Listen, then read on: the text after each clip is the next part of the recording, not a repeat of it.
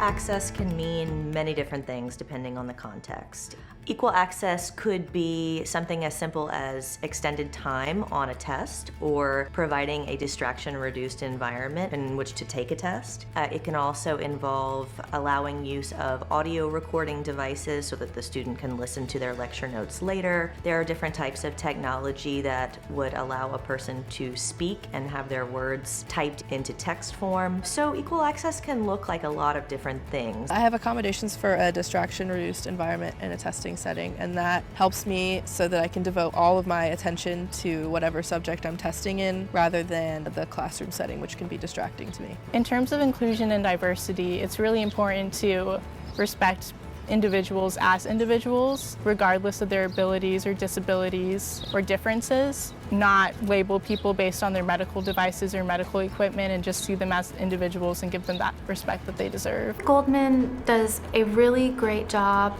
with students who have learning disabilities. The testing center, it's a fantastic resource. Being able to, using your laptop in a classroom that originally would be no technology, it's fantastic. Some of the aids that I've seen on campus are the push buttons to open the doors, a lift to get upstairs. Thinking about the classroom environment that we want to create, it's less about troubleshooting what happens when we have a student with a disability in the classroom, but already imagining that students with disabilities will be in that space. And so it's more of a proactive planning than a retrofitting for those students. For new students, freshmen or transfer who are coming to Tulane for the first time, get involved with Goldman early. Know that Goldman is there to help with accommodations. If everyone is given the equal opportunity to feel comfortable in a space like this where it's collaborative, everyone can contribute to the level that they're able to. I would love to continue to see the Goldman Center and students with disabilities come together and organize and fight for disability justice, but also for justice as a whole, to make sure that equity and inclusion are just woven into the fabric of the university.